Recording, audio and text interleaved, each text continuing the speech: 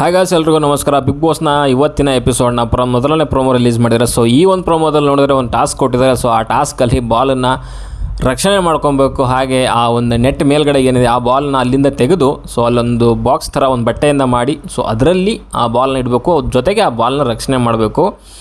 So ನಿನ್ನೆ ಒಂದು ಇದೇ ಟಾಸ್ಕಲ್ಲಿ ನರಕ ತಂಡದವ್ರು ಗೆದ್ದಿದ್ರು, ಸೊ ನರಕ ನಿವಾಸಿಗಳು. ಸೊ ಇವತ್ತಿನ ಒಂದು ಮತ್ತೊಂದು ಟಾಸ್ಕಲ್ಲಿ ಸೊ ಇಲ್ಲಿ ಟಾಸ್ಕ್ ನಡೀತಾ ಇದೆ. ಸೊ ಬಟ್ ಈ ಒಂದು ಪ್ರೋಮೋದಲ್ಲಿ ನೋಡೋದಾದರೆ ನಿಜವಾಗ್ಲೂ ಹೇಳ್ತೀನಿ ಕೇಳಿ, ಎಲ್ಲರೂ ಒಂಥರ ಈ ಮೃಗಗಳ ಥರ ವರ್ತನೆ ಮಾಡ್ತಿದ್ದಾರೆ. ಒಬ್ರಿಗೊಬ್ರು ಕಂಟ್ರೋಲ್ ಇಲ್ಲ. ಮೈ ಮೇಲೆ ಬೀಳೋದಂತೆ, ಎದೆ ಮೇಲೆ ತಿವಿಯೋದಂತೆ, ಅಲ್ಲಿ ಎಲ್ಲಿಗೋ ಮೊಳಕೈಯಿಂದ ಇನ್ನೊಬ್ಬನ ತಲೆಗೆ ತಿವಿಯೋದಂತೆ. ನಿಜವಾಗ್ಲೂ ಅವರು ಸಖತ್ ಬೇಜಾರಾಗುತ್ತೆ. ಆ್ಯಂಡ್ ಅಲ್ಲಿ ಯಾರೋ ಗೌತಮಿಗಂತ ಅನಿಸುತ್ತೆ, ಅಲ್ಲಿ ಮಂಜು ಇರಬೇಕು, ಮೇ ಬಿ ಉಗ್ರ ಮಂಜು ಹಾಕೊಂಡು ತಳ್ಳೋದು, ಉಗ್ರ ಮಂಜು ಅಲ್ಲಿ ಶಿಶಿರಿಗೆ ಮೊಳಕೈಯಿಂದ ತಿವಿಯೋದು ತಲೆಗೆ. ಏನು ಗುರು ಏನು ಮಾಡ್ತಿದ್ದಾರೆ ಅಂತ ಅರ್ಥ ಆಗ್ತಿಲ್ಲ. ಅದನ್ನು ಇಷ್ಟೊಂದು ಎಕ್ಸ್ಟ್ರೀಮ್ ಲೆವೆಲ್ಗೆ ಹೋಗೋವಂಥದ್ದು ಅವಶ್ಯಕತೆ ಇದೆಯಾ? ಅದೊಂದು ಶೋ ಅಷ್ಟೇ. ಅಲ್ಲಿ ಏನು ನೀವೇನು ದೇಶಕ್ಕೆ ಏನು ತಂದು ಕೊಡ್ತಿಲ್ಲ. ಗೆಲ್ಲಬೇಕು. ನಿಮ್ಗೆ ಏನಾದರೂ ಇವಾಗ ಟಾಸ್ಕ್ ಗೆದ್ದರೆ ಇಮ್ಯುನಿಟಿ ಸಿಗ್ಬೋದು, ಒಂದು ಎಕ್ಸ್ಟ್ರಾ ಪವರ್ ಸಿಗ್ಬೋದು, ಅಥವಾ ಲಕ್ಸುರಿ ಸಿಗ್ಬೋದು, ಏನೋ ಒಂದು ಸಿಗುತ್ತೆ. ಬಟ್ ಅದು ಮೈ ಮೇಲೆ ಅರಿವಿಲ್ಲದೇ ಆ ಒಂದು ಮಟ್ಟಕ್ಕೆ ಜೀವಕ್ಕೆ ಹಾನಿ ಮಾಡ್ಕೊಳ್ಳೋವಂಥದ್ದು, ತಮ್ಮ ಒಂದು ಮೈ ಮೇಲಿರುವಂಥ ಪಾರ್ಟ್ಸ್ಗಳಿಗೆ ಹಾನಿ ಮಾಡ್ಕೊಳ್ಳೋವಂಥದ್ದು ಬೇಕಾ? ನೀವೆಲ್ಲ ನಟರುಗಳು, ಆ್ಯಕ್ಟ್ರಸ್ಗಳು, ನಿಮಗೆ ನಿಮ್ಮ ಬಾಡಿ ಚೆನ್ನಾಗಿರಬೇಕು, ಫೇಸ್ ಚೆನ್ನಾಗಿರಬೇಕು. ಸೊ ಅದೇ ಇಲ್ಲ ಅಂತಂದಾಗ ನೀವು ಅದೆಲ್ಲ ಮಾಡಿ ಏನು ಉಪಯೋಗ? ಕಣ್ಣಿಗೋ ಎಲ್ಲಿಗೋ ಗಾಯ ಆದರೆ ನಾಳೆ ನಿಮ್ಮ ಜೀವನ ಹೆಂಗೆ ನಡೆಸ್ತೀರಾ? ನೀವು ಅಷ್ಟೊಂದು ಎಕ್ಸ್ಟ್ರೀಮ್ ಲೆವೆಲ್ಗೆ ಹೋಗೋವಂಥದ್ದು ಅವಶ್ಯಕತೆನೇ ಇಲ್ಲ ಅಲ್ಲಿ. ಆ್ಯಂಡ್ ಇಬ್ಬರ ಎಲ್ಲರೂ ಹಾಗೆ ಎಕ್ಸ್ಟ್ರೀಮ್ ಲೆವೆಲ್ಗೆ ಹೊಂಟೋಗ್ತಿದ್ದಾರೆ. ಒಬ್ಬರಾದ್ರೆ ಅಟ್ಲೀಸ್ಟ್ ಡಿಫೆಂಡ್ ಮಾಡಿಕೊಂಡು ಬೇಡ ಹಿಂಗಿಷ್ಟು ಮಾಡೋಣ, ನಾವು ಅಷ್ಟೊಂದು ಎಕ್ಸ್ಟ್ರೀಮ್ ಲೆವೆಲ್ ಹೋಗೋದು ಬೇಡ ಅಂತ ಯಾರು ಅಂಥ ಜೀವನದ ಬಗ್ಗೆ ಎಕ್ಸ್ಪೀರಿಯನ್ಸ್ ಮನುಷ್ಯ ಯಾರೂ ಇಲ್ಲವೇ ಇಲ್ಲ ಅಲ್ಲಿ.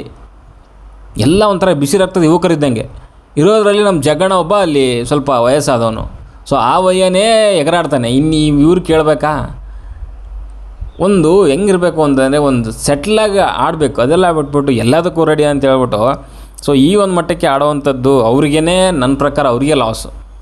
ಬಿಗ್ ಬಾಸ್ ಅವರು ವಾರ್ನಿಂಗ್ ಮಾಡೋ ರೇಂಜಿಗೆ ನೀವು ಆಡ್ತಾಯಿದ್ದೀರಿ ಅಂತಂದರೆ ನೀವು ಯಾವ ಮಟ್ಟಿಗೆ ಎಕ್ಸ್ಟ್ರೀಮ್ಗೆ ಹೋಗಿದ್ದೀರಾ? ಇದೆಲ್ಲ ನನ್ನ ಪ್ರಕಾರ ಈ ಬಿಗ್ ಬಾಸ್ ಸೀಸನ್ 10 ಒಂದು ಪ್ರಭಾವ ಅಂತ ನನಗನ್ಸುತ್ತೆ.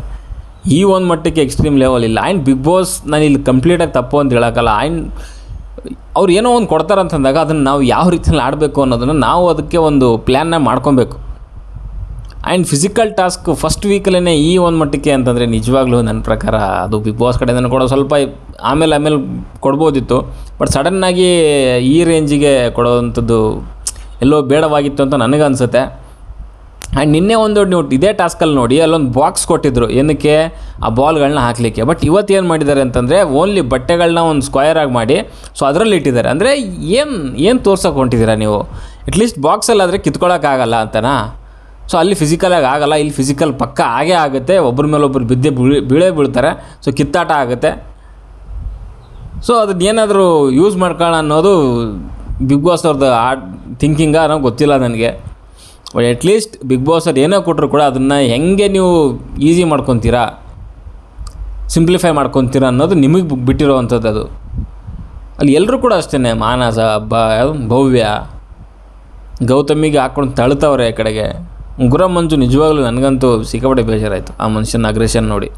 ಅಷ್ಟೊಂದು ಅಗ್ರೆಷನ್ ಬೇಕಿರಲಿಲ್ಲ ಆ ಮನುಷ್ಯ. ಕೆಲವು ಟೈಮಲ್ಲಿ ಸುಮ್ಮನೆ ಓಕೆ ಎಲ್ಲ ಕಡೆಯಿಂದ ಆಲ್ರೌಂಡರ್ ಇದ್ದಾನೆ, ಬಟ್ ಕಿರ್ಚಾಡುವಂಥದ್ದು, ಈ ಥರ ಮಾಡುವಂಥದ್ದು ಫಿಸಿಕಲಿ ನಿಜವಾಗ್ಲೂ ನಾನು ಅಪ್ರಿಷಿಯೇಟ್ ಮಾಡಿದ್ದೆ ಫಸ್ಟ್ ಟಾಸ್ಕಲ್ಲಿ. ಬಟ್ ಈ ಟಾಸ್ಕಲ್ಲಿ ನಿಜವಾಗ್ಲೂ ಬೇಜಾರು ಮಾಡಿದ ಮನುಷ್ಯ. ಆ್ಯಂಡ್ ಎಪಿಸೋಡ್ ನೋಡೋಣ ಅಲ್ಲಿ ಮೇನಾಗಿ ಯಾರ್ದು ಪ್ರಾಬ್ಲಮ್ಮು, ಯಾರು ಎಕ್ಸ್ಟ್ರೀಮ್ ಲೆವೆಲ್ಗೆ ಹೋಗಿದ್ದು ಅಂತ ನಂಗೆ ಕಾಣಿಸ್ತಿರೋ ಪ್ರಕಾರ ಅಂದರೆ ಎಲ್ಲರೂ ಎಕ್ಸ್ಟ್ರೀಮ್ ಲೆವೆಲಲ್ಲೇ ಕಾಣಿಸ್ತಿದ್ದಾರೆ ಅಲ್ಲಿ. ಓಕೆ, ಅಲ್ಲಿ ಅನುಷಾ ರೈ ಕೂಡ ಅಲ್ಲಿ ಕಂಟ್ರೋಲ್ ಮಾಡೋಕ್ಕೆ ಟ್ರೈ ಮಾಡ್ತಿದ್ದಾರೆ. ಮೇ ಬಿ ಅವರೇ ಉಸ್ತುವಾರಿ ಅಂತ ಅನಿಸುತ್ತೆ ಈ ಒಂದು ಟಾಸ್ಕಿಗೆ, ಅನುಷಾ ಆ್ಯಂಡ್ ಇವರು ಧರ್ಮಕೀರ್ತಿರಾಜ್. ಬಟ್ ಎಲ್ಲರೂ ಎಕ್ಸ್ಟ್ರೀಮಲ್ಲಿದ್ದಾರೆ. ಸೊ ನೋಡುವ ಏನೇನಾಗುತ್ತೆ ಅಂತ. ಓಕೆ, ಶಿಶಿರ್ ಶಾಸ್ತ್ರಿ ಅಸ್ವಸ್ಥ ಆಗಿದ್ದಾರೆ. ಸೊ ಮೇ ಬಿ ಅವರಿಗೆ ಮತ್ತೆ ಹಾಸ್ಪಿಟಲೈಸ್ ಆಗುವಂಥ ಚಾನ್ಸಸ್ ಇರುತ್ತೆ. ಮೇ ಬಿ ಏನೂ ಆಗಿರಲ್ಲ ಅಂತ ಅನ್ಕೊತೀನಿ, ಆಗದೇ ಇರಲಿ. ಓಕೆ, ಸೊ ಸದ್ಯಕ್ಕೆ ವಿಡಿಯೋದಲ್ಲಿ ಇಷ್ಟ ಲೈಕ್ ಮಾಡಿ, ಶೇರ್ ಮಾಡಿ, ಚಾನಲ್ ಸಬ್ಸ್ಕ್ರೈಬ್ ಮಾಡ್ಕೊಳ್ಳಿ ಅಂತ ಮುಂದಿನ ಸಿಗೋವರೆಗೂ ಟಾಟಾ, ಬಾಯ್ ಬಾಯ್.